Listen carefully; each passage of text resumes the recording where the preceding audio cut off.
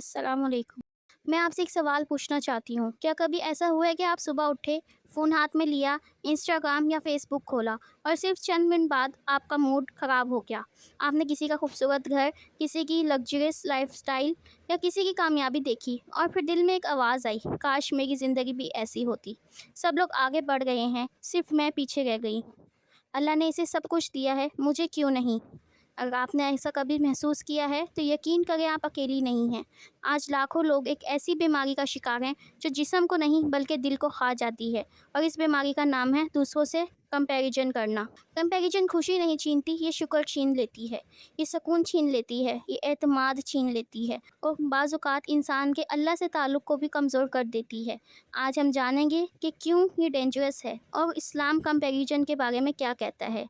और आखिर में आपको ऐसे प्रैक्टिकल स्टेप्स दूंगी जिन्हें फॉलो करके आप इस आदत से बिल्कुल निकल सकते हैं। वीडियो आखिर तक ज़रूर देखिए। ज़रा सोचिए, आखिर पर आपने खुद को किसी से कंपेयर कब किया था? शायद आज सुबह, शायद कल, या शायद अभी भी इस वक्त आपके जहन में किसी का ख्याल चल रहा है। कंपैरिजन बहुत खामोशी से होता है। पहले सिर्फ एक नज़र, फिर एक ख्याल, फिर दिल में एक चुभन, और फिर आहिस्ता आहिस्ता इंसान अपनी पूरी ज़िंदगी को दूसरों की ज़िंदगी के मुकाबले में कंपेयर करना शुरू कर देता है। वो सोचती है कि इसकी ज़िंदगी अच्छी है, मेरी क्यों नहीं? इसका घर अच्छा है, लेकिन मेरा क्यों नहीं? इसके फॉलोअर्स ज़्यादा हैं, लेकिन मेरे क्यों नहीं? और सबसे ख़तरनाक बात, हम दूसरों की ब्लेसिंग्स गिनते गिनते अपनी ब्लेसिंग्स भूल जाते हैं। हमें अपनी सेहत नज़र नहीं आती, हमें अपने वालिदैन नज़र नहीं आते, हमें अपना ईमान नज़र नहीं आता, और हमें अपनी सलाहियतें भी नज़र नहीं आती, क्योंकि हमारी नज़रें सिर्फ दूसरों पर होती हैं।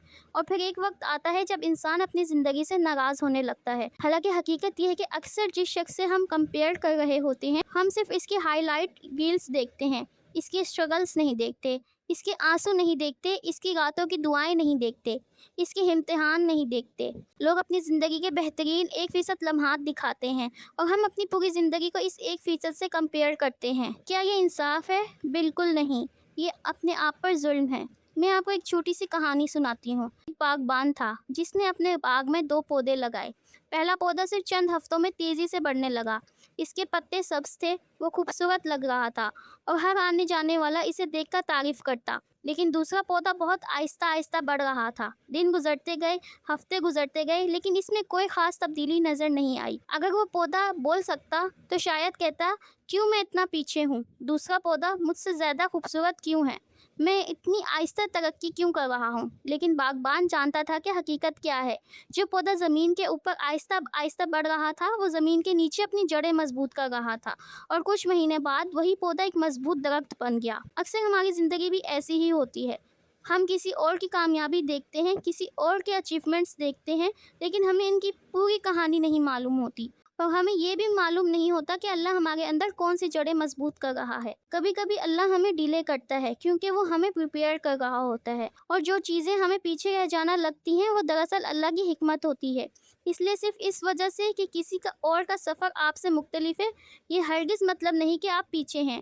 हर पौधा अपने वक्त पर खिलता है, और हर इंसान का वक्त भी अल्लाह ने अलग लिखा है। अब आते हैं कुरान और सुन्नत की तरफ, क्योंकि एक मुसलमान के लिए असल सलूशन वही है जो अल्लाह और इसके रसूल सल्लल्लाहु अलैहि वसल्लम ने दिया है।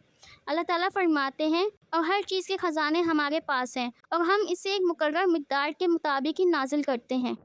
ज़रा इस आयत पर गौर करें। अल्लाह के पास ख़जाने हैं, रिज़्क़ के ख़जाने, खुशी के ख़जाने, सेहत के ख़जाने, कामयाबी के ख़जाने, और अल्लाह हर शख्स को अपनी हिकमत के मुताबिक देता है। मतलब जो आपके पास है वो इत्तफ़ाक़ नहीं है, जो आपके पास नहीं है वो भी इत्तफ़ाक़ नहीं है। सब कुछ अल्लाह के इल्म और हिकमत के मुताबिक है। फिर अल्लाह ताला ने एक और जगह फरमाया, वो लोग अल्लाह की रहमत को तकसीम करते हैं, हम इन्हीं के दरमियान इनके माश तकसीम करते हैं। क्या वो लोग अल्लाह की रहमत को तकसीम करते हैं? हम ही इनके दरमियान इनकी माश तकसीम करते हैं। यानी तकसीम अल्लाह करता है, हम नहीं करते, और ना ही लोग करते हैं। कंपैरिजन का मतलब दरअसल ये है कि हम अल्लाह की तकसीम पर एतराज़ करना शुरू कर देते हैं, और ये चीज़ दिल को बीमार कर देती है। फिर आप सल्लल्लाहु अलैहि वसल्लम ने फरमाया, हमेशा अपने से नीचे वालों को देखो और अपने से ऊपर वालों को मत देखो। ये ज़्यादा मुनासिब है कि तुम अल्लाह की नेमतों को हकीर ना समझो। سبحان اللہ، کتنا خوبصورت اصول ہے۔ اگر آپ اپنی زندگی سے خوش نہیں ہیں تو ایک لمحے کے لیے ان لوگوں کو دیکھیں جن کے پاس آپ جیسی سہولتیں بھی نہیں ہیں، جن کے پاس گھر نہیں ہیں، جن کے پاس صحت نہیں ہے، جن کے پاس کھانا نہیں ہے، جن کے پاس والدین نہیں ہیں۔ تب آپ کو اندازہ ہوگا کہ اللہ نے آپ کو کتنا کچھ دیا ہے۔ اکثر کمپیریزن ایک خطرناک بیماری کی طرف لے جاتا ہے اور وہ ہے حسد۔ شروع میں انسان صرف کمپیئر کرتا ہے، پھر دل میں بے چینی پیدا ہوتی ہے، پھر وہ چاہتا ہے کہ دوسرا شخص اپنی نعمت کھو دے، اور یہی حسد ہے۔ رسول اللہ صلی اللہ علیہ وسلم نے فرمایا، حسد نیکیوں کو اس طرح کھا جاتا ہے جیسے آگ لکڑی کو کھا جاتی ہے۔ سوچیے، ہم سالوں عبادت کریں، نمازیں پڑھیں، قرآن پڑھیں، اور پھر حسد کی بیماری ہماری ان تمام نیکیوں کو جلا دے۔ کیا یہ خسارہ نہیں؟ اس لیے کمپیریزن کو چھوٹا مسئلہ مت سمجھیے، یہ دل کی بیماری بن سکتا ہے۔ اب پریکٹیکل سولوشن کی طرف آتے ہیں۔ Number 1، gratitude journal. آج رات سونے سے پہلے ایک کاغذ لیجیے اور صرف 5 نعمتیں لکھیں۔ مثال کے طور پر، الحمدللہ میری صحت ہے، الحمدللہ میرے والدین ہیں، الحمدللہ میرے پاس کھانا ہے، الحمدللہ میرے پاس ایمان ہے، الحمدللہ میں زندہ ہوں۔ روزانہ یہ کریں، آپ حیران رہ جائیں گی آپ کی سوچ کتنی بدلنے لگے گی۔ اللہ فرماتا ہے، اگر تم شکر کرو گے تو میں تمہیں اور زیادہ دوں گا۔ Number 2، social media detox. سچ یہ ہے کہ سوشل میڈیا کمپیریزن کی سب سے بڑی فیکٹری بن چکا ہے۔ ہر چیز پرفیکٹ دکھائی جاتی ہے، لیکن حقیقت میں کوئی پرفیکٹ نہیں۔ اپنے لیے رولز بنائیں، مثلاً صبح اٹھتے ہی فون نہیں، سونے سے پہلے فون نہیں، اور اگر کوئی اکاؤنٹ آپ کو بار بار کمپیئر کرواتا ہے تو اسے انفالو کر دیں۔ آپ کی مینٹل پیس کسی بھی اکاؤنٹ سے زیادہ قیمتی ہے۔ Number 3، compete with your self. یہ سب سے زیادہ پاورفل ہے۔ دوسروں سے ریس لگانا بند کریں، اپنے آپ سے ریس لگائیں۔ آپ کا آج کل سے بہتر ہے یا نہیں، بس یہی سوال کافی ہے۔ کیا آپ کی نماز بہتر ہوئی؟ کیا آپ نے قرآن زیادہ پڑھا؟ کیا آپ کا اخلاق بہتر ہوا؟ اگر جواب ہاں ہے تو آپ کامیاب ہیں۔ میں چاہتی ہوں کہ آپ یہ بات دل میں بٹھا لیں کہ اللہ نے آپ کو کسی غلطی سے پیدا نہیں کیا۔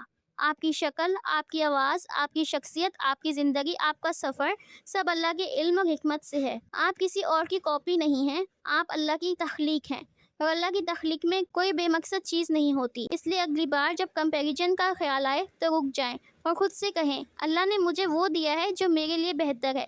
میری زندگی کا وقت مختلف ہے، میرا سفر مختلف ہے، میرا اللہ مجھے نہیں بھولا۔ اور پھر دل سے یہ دعا پڑھیں، اے اللہ، میں تجھ سے تیری رضا اور جنت مانگتی ہوں۔ اللہ تعالیٰ ہمارے دلوں کو شکر گزار بنائے، حسد اور کمپیریزن سے محفوظ رکھے، اور ہمیں اپنی تقسیم پر راضی رہنے والا بنا دے۔ اگر ویڈیو پسند آئی ہو تو لائک ضرور کریں، چینل کو سبسکرائب کریں اور اسے اپنی کسی بہن کے ساتھ شیئر کریں۔ کامنٹ میں مجھے ضرور بتائیں کہ آپ اپنی زندگی میں سب سے زیادہ کس چیز کے لیے کمپیریزن محسوس کرتی ہیں۔ اللہ حافظ۔